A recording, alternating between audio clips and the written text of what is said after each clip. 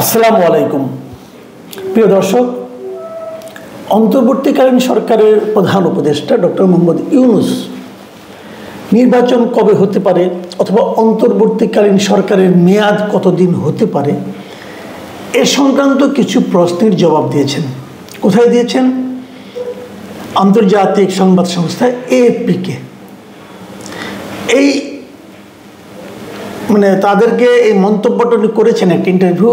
সেটা হলো যে জাতিসংঘ জলবায়ু সম্মেলন যে COP29 যেটা আজারবাইজানের রাজধানী বাকুতে হচ্ছে, সেখানে উনি অংশ নিতে গিয়েছিলেন এবং সেখানে সেই সম্মেলনের ফাঁকে এই যে মাঝখানে কিছুক্ষণ অবসর থাকে, বাইরে এসে বসেন, সেই সময় অল্প সময়ের জন্য এএফপিকে তিনি সেই ইন্টারভিউটা দেন এবং সেই ইন্টারভিউয়ে তাকে এই প্রশ্নটা করা হয়েছিল যে আপনি নির্বাচনটা কবে দিবেন অথবা আপনার সরকার কতদিন আর থাকতে চাচ্ছে সরকার হিসাবে।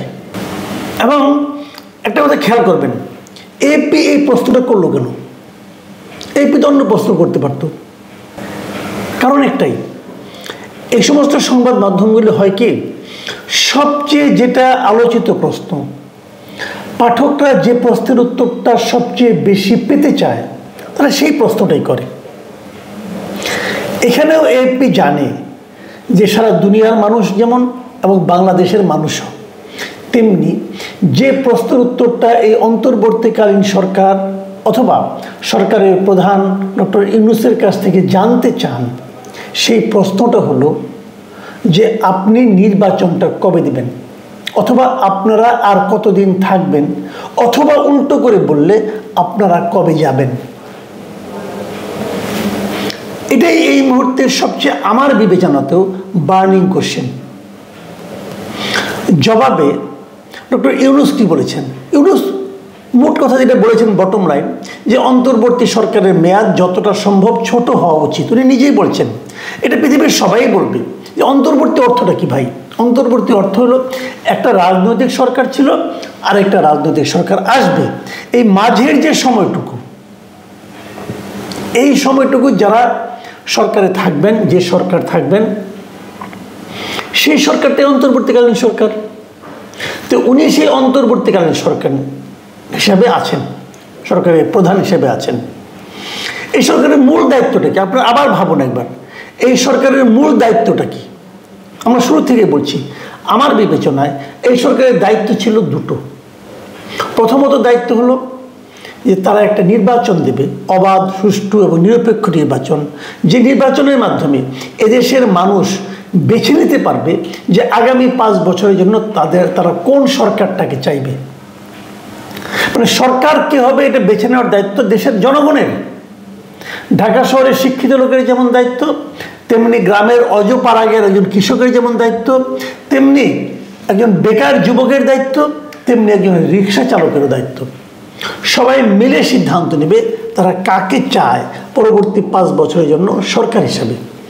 এই কাজটা এই অন্তর্বর্তীকালীন সরকার করে দেবে। আরেকটা কি করবে? আমাদের একটা বিটার এক্সপিরিয়েন্স ছিল, তিক্ত অভিজ্ঞতা ছিল, সেটা হলো যে একটা সরকার ক্ষমতায় এসে নিজেকে কিভাবে স্বৈরাচারীতে রূপান্তরিত করে, যাতে এরকমভাবে নতুন যে সরকারটা আসবে তারা যাতে নিজেদেরকে স্বৈরাচারীতে পরিণত করতে না পারে সেই ব্যবস্থা তারা করে দেবে। কিছু সংস্কার করবে, আমাদের সংবিধানের সংস্কার করবে, নির্বাচন পদ্ধতিতে সংস্কার করবে, বিচার বিভাগের সংস্কার করবে, এগুলি কিছু সংস্কার তারা করবে। এই তো মোদ্দা কথা। আর এর বাইরে আরেকটা অনুচ্চারিত আকাঙ্ক্ষা ছিল জনগণের, সেটা কি, যে যতদিন এই কাজগুলো করতে ওনাদের সময় লাগবে, সেটা 2 মাসই লাগুক, 2 বছরই লাগুক, যাই লাগুক, ততদিন দেশটা তারা মোটামুটি মানুষকে স্বস্তির মধ্যে রাখবে, স্বস্তিদায়ক অবস্থায় মানুষ থাকতে পারবে। জিনিসপত্রের দাম মানুষের কাছে থাকবে গ্রহণযোগ্য মাত্রায়। আগে যেরকম সিন্ডিকেটের কবলে জিনিসপত্রের দাম বেড়ে যেত, চাঁদাবাজির জন্য জিনিসপত্রের দাম বেড়ে যেত, সেগুলো যেন না থাকে, তারা এটাই চেয়েছে, এর চেয়ে বেশি কিছু চায়নি। এই সরকার কি তা দিতে পেরেছে? যদি দিতে পারত তাহলে এই সরকারের মেয়াদ নিয়ে কেউ কোনো প্রশ্ন করতো না। কিন্তু দিতে পেরেছে কি, এটা নিয়ে কিন্তু প্রশ্ন উঠেছে। ডক্টর ইউনূস এপ্রিল ইন্টারভিউ কি বলেছেন সেগুলো আপনাদের আমি একটু একটু পড়ে শোনাতে চাই, আমি ওনার কথা থেকে শোনাতে চাই। যেমন উনি বলেছেন যে আমরা হলাম অন্তর্বর্তী সরকার, আর তাই তার মেয়াদকাল যতটা সম্ভব সংক্ষিপ্ত হওয়া উচিত। মানে এটা কিন্তু একদম সত্য কথাই বলেছেন। কিন্তু আমরা কি দেখি, আমরা আগের অন্তর্বর্তীকালীন সরকার যেগুলি ছিল সেগুলি মেয়াদ কত ছিল আপনাদের মনে আছে? 91 সালে আমরা একটা পেয়েছিলাম যারা নির্বাচন কন্ডাক্ট করেছিল, 96 পেয়েছি, 2001-এ পেয়েছি, 2008-এ পেয়েছি, আমরা 4টাই পেয়েছি অরাজনৈতিক সরকার। ওদের মেয়াদ কত ছিল? 2008-এ যে ইলেকশনটা হয়েছে, মানে 2007 জানুয়ারিতে যে সরকারটা এসেছিল সেটা 2 বছর ছিল। ওটাকে আমরা বলি 111-এর সরকার বা সেনাবাহিনী সমর্থিত সরকার বলি, অনেকে মঈনুদ্দিন ফখরুদ্দিন ইয়াজউদ্দিন সরকার বলে নানাভাবে এটা আখ্যায়িত করা হয়। এই সরকারের স্মৃতি, এই সরকারের পারফরমেন্স নিয়ে মানুষের মনে কিছু কিছু সন্দেহ কিন্তু আছে, কিছু কিছু বিতর্কও আছে। বাট আগের 3টা সেগুলোর মেয়াদ ছিল 3 মাস মাত্র। তারা 3 মাসে একটা ভালো নির্বাচন দিয়ে গিয়েছিল, তারা কোনো আবার সংস্কার করেনি। তো সেই 3 মাসকে যদি আমি মাথায় রাখি, 3 মাস হতে পারে, অথবা 6 মাস হতে পারে, অথবা 1 বছর হতে পারে, 1.5 বছর, কিছু একটা তো হতে পারে। সময়টা কতদিন আসেন আমরা দেখি। কিন্তু এখন আমি আরেকটা কথা বলি, আগের যে সরকারগুলি ছিল তারা কিন্তু আমার বিবেচনায় তাদের কিন্তু ব্যর্থতা নিয়ে এতটা কথা ওঠেনি, যেটা অবশ্য 111 গভর্নমেন্টে একটু উঠেছিল। তারা একটু দুর্নীতি যে জড়িয়ে পড়েছিল বলে শেষ দিকে বলা হচ্ছিল, প্রথম দিকে না, শেষ দিকে বলা হচ্ছিল।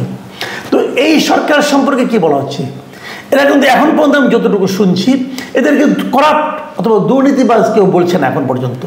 আগামী দিনে বলবে কিনা আমি জানি না, এখনও বলছে না। কিন্তু কি বলছে, বলছে এদেরকে আনারি সরকার বলছে, মানে অতটা এক্সপার্ট না তারা। আর কি বলছে, এই আনারি পড়ার কারণে তারা অনেক ব্যর্থতার পরিচয় দিয়েছে বিভিন্ন সেক্টরে। জিনিসপত্রের দাম কমেনি, এটা আপনারা সবাই জানেন। আইন শৃঙ্খলা খুবই খারাপ অবস্থা, এটাও আপনারা সবাই জানেন। আরও অনেক কিছু, যাই হোক সে আলোচনায় আমি বরং আজকে আর না যাই। ডক্টর ইউনূস আর কি বলেছেন? ডক্টর ইউনূস এএফপিকে বলেছেন যেভাবে প্রতিশ্রুতি দেওয়া হয়েছে সেভাবেই একটি অবাধ এবং নিরপেক্ষ নির্বাচন আয়োজন করা হবে। এই জায়গাটা আমার কাছে একটু কনফিউজিং মনে হয়েছে। কনফিউজিং মানে কি, উনি বলেছেন যেভাবে প্রতিশ্রুতি দেওয়া হয়েছে। কার কাছে দেওয়া হয়েছে প্রতিশ্রুতি? উনি কাকে এই নির্বাচন সম্পর্কে কি প্রতিশ্রুতি দিয়েছেন আমি কিন্তু মনে করতে পারছি না। উনি কি বলেছেন, কবে নির্বাচন হবে কিছু বলেছেন? তা তো বলেননি। বলেছেন সংস্কারের কথা, যে সংস্কার যখন হবে, হ্যাঁ এই সংস্কার নিয়েও উনি কিছু কথা বলেছেন। কি বলেছেন সেটাও আমরা শুনি। তিনি বলেছেন যে কত দ্রুত নির্বাচন অনুষ্ঠিত হবে সেটি নির্ভর করবে কত দ্রুত গণতান্ত্রিক সংস্কার করা হচ্ছে তার উপর।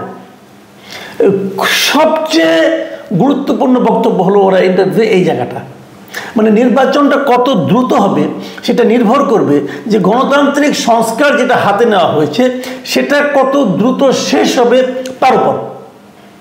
এখানে আমি একটা প্রশ্ন করতে চাই, সংস্কারটা কে করছে? এই সংস্কারের জন্য যে কমিশনগুলো গঠন করা হয়েছে, কমিশনগুলো কে গঠন করেছে? আপনিই তো করেছেন, আপনার সরকারই তো করেছে। এখন সংস্কার করতে কতদিন লাগবে এটা নির্ভর করবে কিসের উপর বলুন তো? এটা নির্ভর করবে আপনারা সংস্কারের জন্য যাদেরকে দায়িত্ব দিয়েছেন তাদের যোগ্যতার উপর। তারা যদি অযোগ্য লোক হয় তাহলে তারা দীর্ঘ সময় নিয়ে এটা করার চেষ্টা করবে, তারপরেও ভালো কিছু হবে না, তখন সেটাকে আবার সেকেন্ড টাইম করতে হতে পারে। আমি জানি না কতটুকু দিন লাগবে। কিন্তু আপনারা যদি ধরে ধরে অযোগ্য লোককে নিয়ে আসেন, অযোগ্য লোককে সংস্কার করার দায়িত্ব দেন, তাহলে সংস্কারের সময় লাগবে। আর যদি আপনি যোগ্য লোককে দায়িত্ব দেন সময় কম লাগবে। যাদের আপনারা সংস্কার, যে 6টা কমিশন অলরেডি গঠন করা হয়েছে, আর 4টা কোনো পূর্ণাঙ্গ কমিশনই গঠন করতে পারেননি আপনারা, ধরে নিলাম এই 6টাই, এই 6টা নির্বাচন কমিশন অথবা সংবিধান অথবা বিচার বিভাগ অথবা পুলিশ আর আপনার ধরুন প্রশাসন, এই যেগুলি আমি এই কটা যদি ধরি, এই সংস্কারগুলি যাদের কিন্তু আপনারা করাচ্ছেন সেই লোকগুলোকে খুব দুর্দান্ত যোগ্য লোক এমন কথা আমি এখন পর্যন্ত কারো কাছে শুনিনি। বরঞ্চ এ নিয়ে মিশ্র প্রতিক্রিয়া অনেকেরই আছে, আমার নিজেরও আছে। এ নিয়ে আমি একাধিক অনুষ্ঠানও করেছি এবং আমার ওই বক্তব্যের আমি কারোর কাছ থেকে কোনো সুন্দর জবাবও পাইনি। জবাব যখন পাইনি তখন ভেবে নিয়েছি যে আমার বক্তব্যটা ঠিকই আছে। যাও, তাহলে যদি আপনি বিতর্কিত কিংবা অযোগ্য লোককে সংস্কার করতে দেন সময় অনেক দিন লাগবে। তাহলে সময় অনেক দিন লাগলে কি হবে, নির্বাচনও অনেক দিন লাগবে। তো এটা কি ঠিক হলো?